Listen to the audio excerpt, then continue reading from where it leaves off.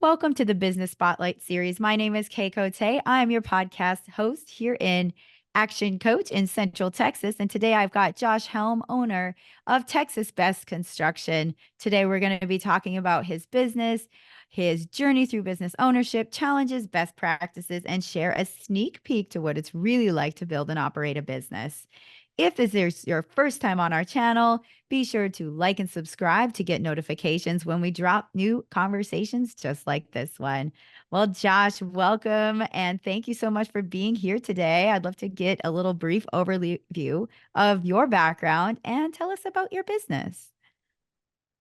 Thanks, Kay. I'm Josh Helm, owner of Texas Best Construction in the Dallas Fort Worth Metroplex area, and we build a primarily Barnominium home construction is what we're known for, and uniquely hybrid style, which is a mixture combination between steel and wood frame, which kind of sets us apart a little bit from some of the other, but that's what we do here in the Dallas Fort Worth area, approximately 100-mile build radius. Wow, that is incredible. I'd like to deep dive into kind of what that looks like. How did you get started in this and like how did you choose entrepreneurship rather than working for somebody else?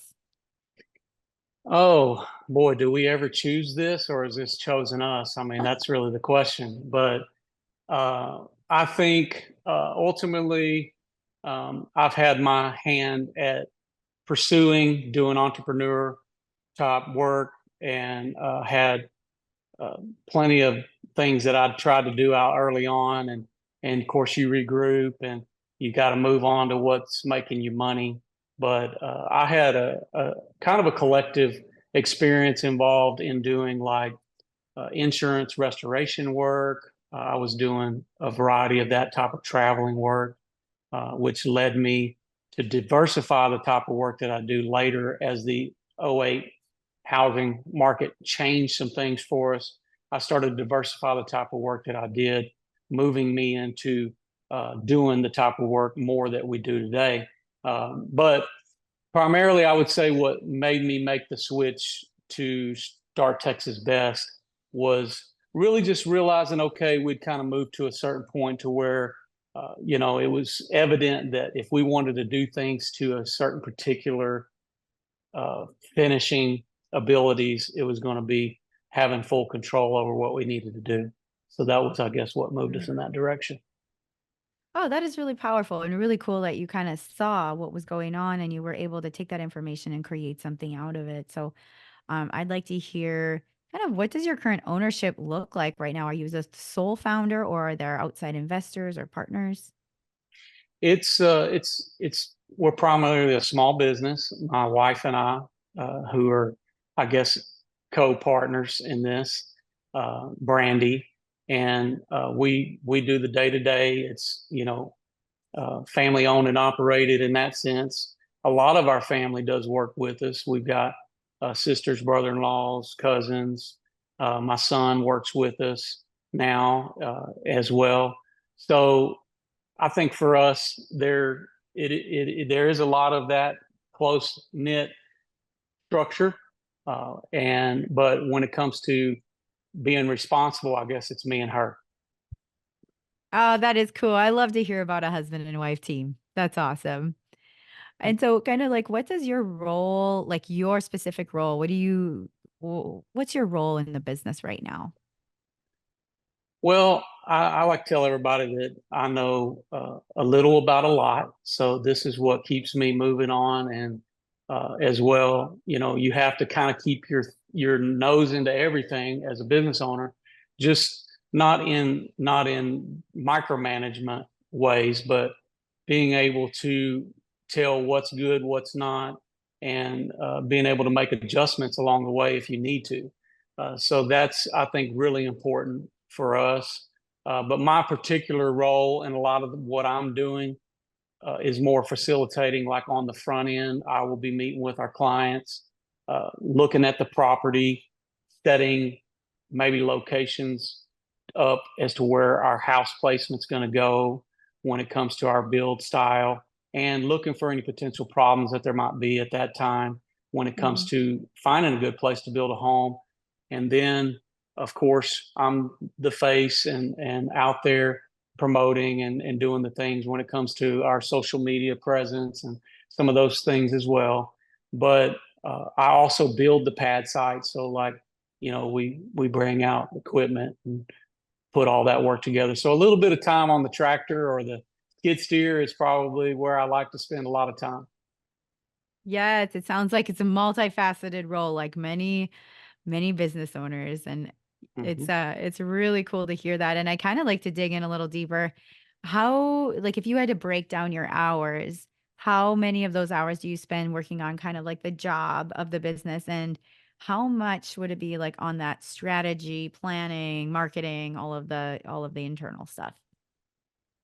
Oh, I would say that it's a pedal to the metal pretty much every day on strategy, because when you're not doing something physical, your mind is moving and you're thinking, what do I need to be doing? Oh, Mhm. what do we need to be doing here? And how are you going to change that strategy?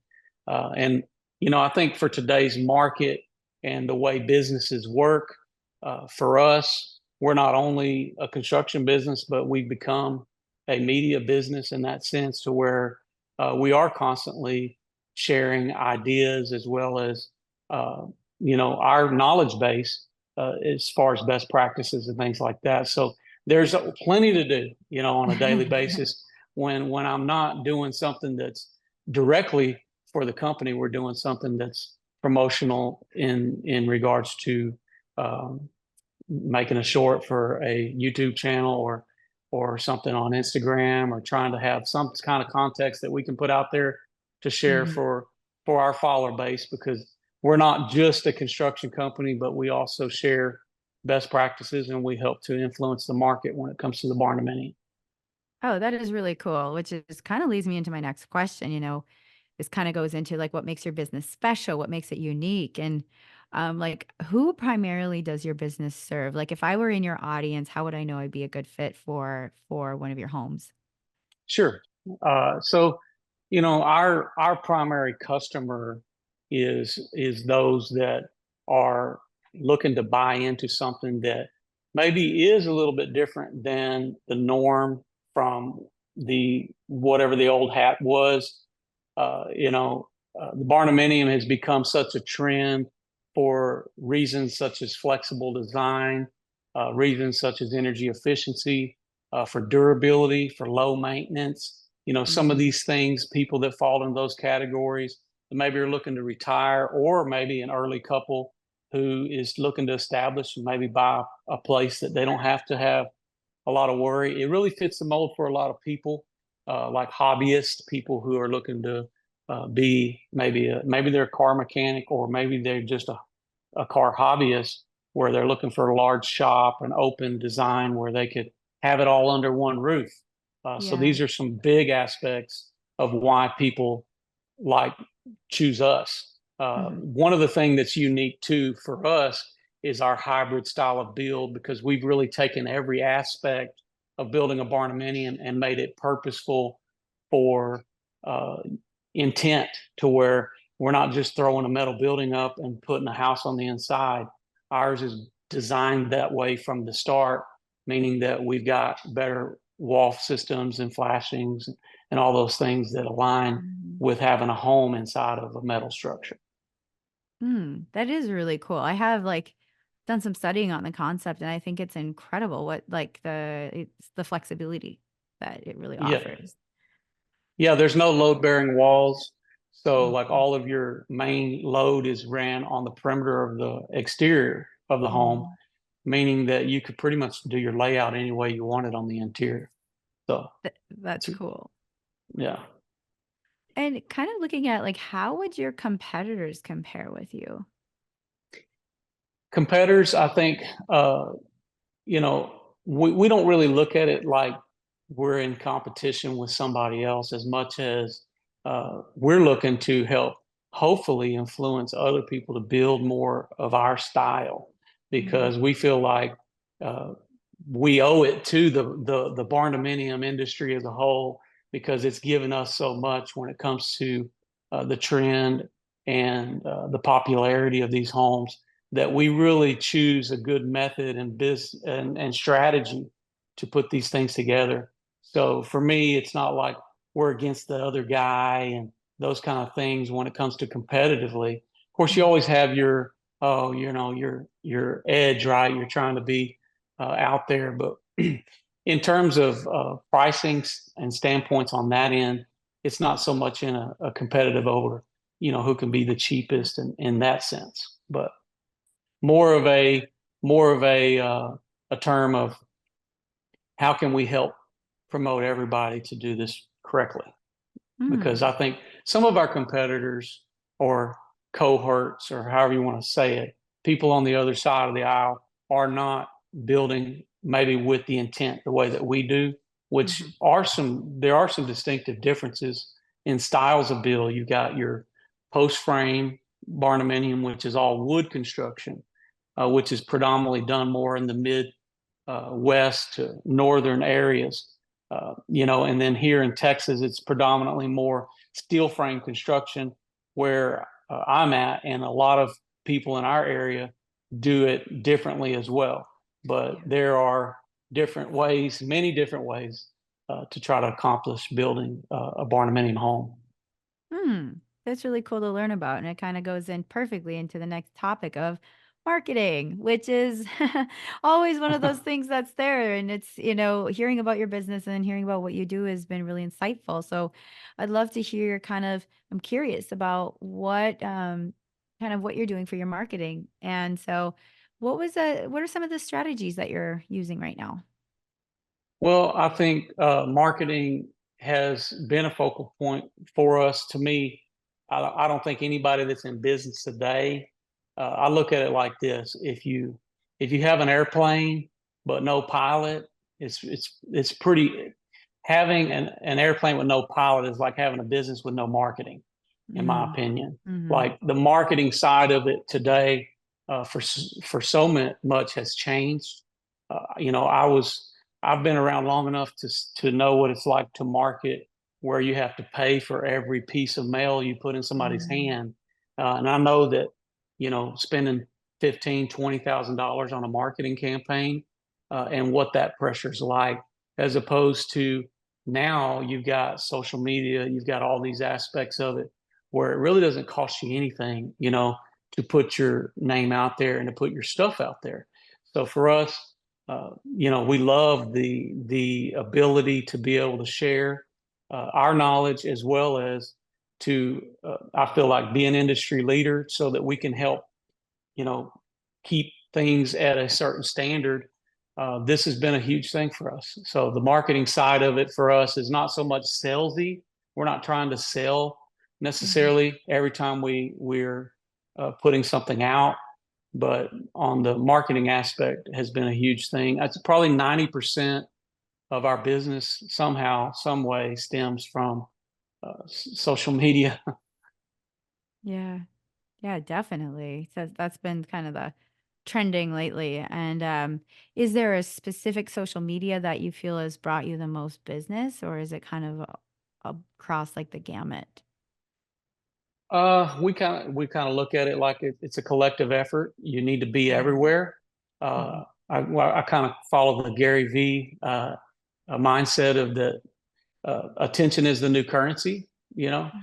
so where are the people at? That's where we want to be. We want to be there having that conversation about barndominiums, and YouTube has primarily been a good platform for us.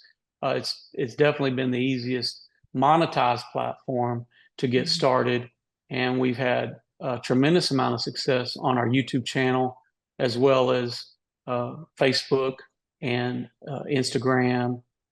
We're on TikTok, and pretty much like I said, anywhere anywhere the conversation is going, that's where Mhm. we want to be. That is awesome. And kind of like diving into a little bit about you, as you look back on this journey so far, what has been a memorable roadblock or hurdle or something you were challenged with that you overcame? Well, that's got to be an easy question for anybody who, especially in the construction business, went through the last few years of construction. But I would say the pandemic Mm. after during the COVID season for us was one of the most critical times of our business. Like we had the most people coming in the door. More people wanted to build a barnuminium during that season. Mm, mhm. Not only was our channel quadrupling in size and all the stuff, the business itself was doing the same. So we were challenged during that season not only to be scaling and to be purchasing equipment to advance and to be able to not, I mean, to not do, to not be completely out of pocket with a lot of these expenses. Mm. We had to buy equipment as well as we're not just a construction company, we're a logistical company. We have to haul our own materials a lot of times because Mhm. we're traveling like 80 to 100 miles. So, which means flatbed trailers and Mm. CDL drivers and trucks. And we also have our own dumpster uh, bins. Like we have like 20 dumpster containers where, we have to be able to manage and haul all that stuff. So this has been, I think, things that I never considered that we were going to have to do, Yeah. in terms of construction and building a home. You got all the challenges of doing all that, but then you have to add this to it, which means being versatile to handle the problems that are at hand. But I would say the biggest challenge during that season was uh, the rising cost of construction, and Mm. we had already a lot of pre-planned builds that were coming.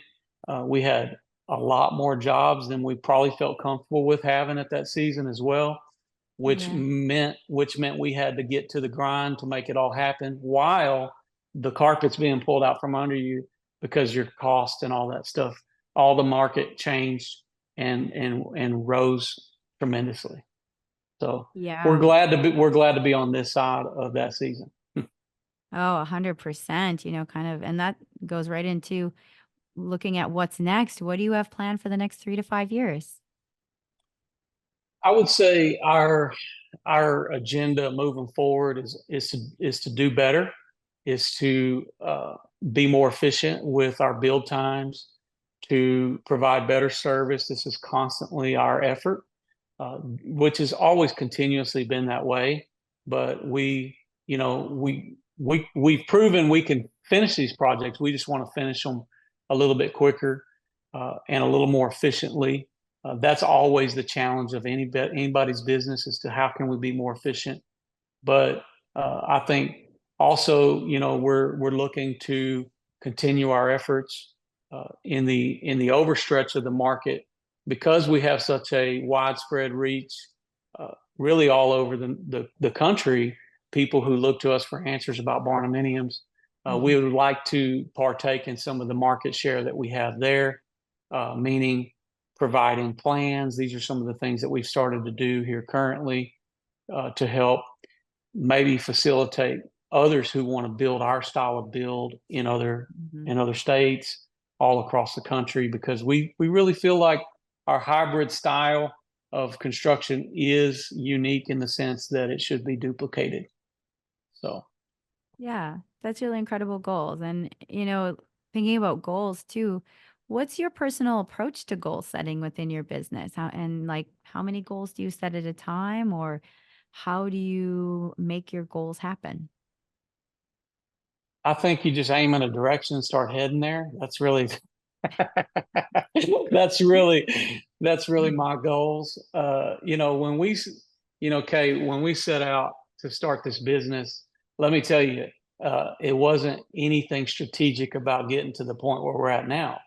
Yeah. I told my wife, I said, look, we'll paint a few houses, we'll build some fences, we're just gonna do the little things and see where that takes us. And so it's definitely grown to a whole lot more than that. A lot of things that we didn't really plan for. Mm-hmm. So what I've found is just I think trying to do the best, put our best foot forward each and every day to accomplish what we've been given and to be good stewards with that.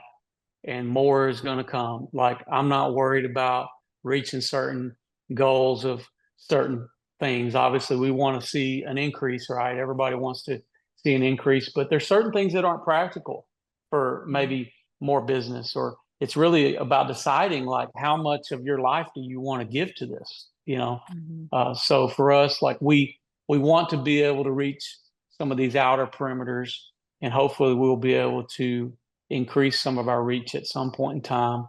But I'd say in the next 3 to 5 years, you're going to find us doing a lot of what we've been doing, but probably more education, more teaching, more engineering, uh, more purposefully showing, our methods, as well as documenting and our YouTube channel, all of these efforts that we've put into that. I think it's going to be even more so. Like I feel like we've only scratched the surface of what we could do in those regards. Oh, wow. Yeah, that's incredible. It's been so fun learning about your journey, and I'd love to kind of dive into some rapid fire questions. Oh Top of boy. mind. Yeah, it's a lot of fun. These are just those little top of mind answers. We've got four of them. So are you ready? Okay, let's do it. All right, Josh. First question is, what is the key to success for you? The key to success, obviously, is keep going, don't quit, and I think not being afraid to fail is the key to success for us, Mhm. and being vulnerable as well in your efforts of what you're doing, uh, and being confident. I mean, there's so many things, but for me, it's all of those. Those are really great. Next question is, what is one piece of advice you have for other business owners? Well, all of the things that I just mentioned in the first deal, but I'd say advice is being willing to do the things that nobody else is going to do, Mhm. and realize that nobody else is coming to do them. So, and being patient with the process, because it's not going to happen overnight. It's something Mhm. that you got to put one foot in front of the other before you're going to get to your journey. And for us, that's the way it's been. And if it does happen instantly, you're probably not prepared for it. So, Yeah, that's really good too. Third question is, what is one book or like a piece of content, could be a podcast, anything that you're reading or have read recently? yeah, I don't read a lot of books. More so, I do get inspired watching. Uh, it really just depends on the direction uh, of inspiration that you're looking for. I gain inspiration at our local church. Probably more than I do anywhere else. But my, I subscribe to Gary V. I listen to him when it comes to media marketing, and I think business strategy, just having the right mentality when it comes to media, but which, like I said, has been a big aspect of our business, as well as um, just being inspired by other people who are out doing. And I don't Mm. have any direct thing that I would point to on that. I do like to follow, uh, when it comes to um, knowledge based people. I like watching like Matt Risinger and some of these folks like that. But content creators, um, who are giving information. One thing that I heard recently is somebody say is that you need to share your secrets and sell the implementation. I think that's something I've been Mm. kind of thinking on, really focused on. But Mm, that's a good one. I like that one too. And our final question is, if you had to choose only one area of your business that you could immediately improve tomorrow, what would it be? uh, I would say just, I think the quickness of being able to turn over a project. These are the things that we're constantly working on, how we can expedite the process for clients, because that, that everybody wants what they want and they want it now. Yep. But I think improving that, as well as the communication on that end, Mhm. is always going to be our number one. Well, those were fun rapid fire questions. And before we get to the final question today, how can people get in touch with you, learn about your company, and connect with you online? Well, if we're Texas Best Construction or Texas Best Barnominium, you could pretty much search anywhere. You'll find us on uh, Google, you'll find us on Instagram, you'll find us on Facebook, LinkedIn, TikTok. Uh, I don't know if I didn't say one or the other, Facebook, all of them. You'll find us on all the socials. But I think learning more about us, you could visit. We have some direct links. You could go to our link tree at linktree.com/ Texas Best Construction, where Mhm. you can find our Barndo cost calculator, as well as learn about our resources when it comes to radius, and of course, access all of our YouTube inspiration when it comes to our final tour videos on barnominiums and everything that there is to come from there. So really a lot to share. So Awesome. Well, thank you, Josh. So, our final question for today is, what is most inspiring to you today? oh, what is most inspiring? I think my family. You know, I get encouraged about seeing the kids grow up. We have 4 kids, Mhm. and we've got a lot of seeing them mature and to achieve things in their own. Obviously, this is a huge part. Obviously, what drives us as well for our business to make sure we're creating a place to where if they wanted to choose to be under the wings of this business, this would be a great opportunity for them to do that. But seeing them perform and do the things that they're doing as well, I think is inspiring. As well as our team, I think for Texas Best in general, to be able to go out day to day and perform, and then when we get to the end of the project, us stand there and behold it, and to be able to share it with so many others who are all inspired of the work that we do. I think this is some of our most inspirational feelings that we have, finishing a project. Oh, well, thank you so much, Josh. It has been an absolute joy having this conversation with you today and having you on the show. Thank you, Kay. Appreciate the time.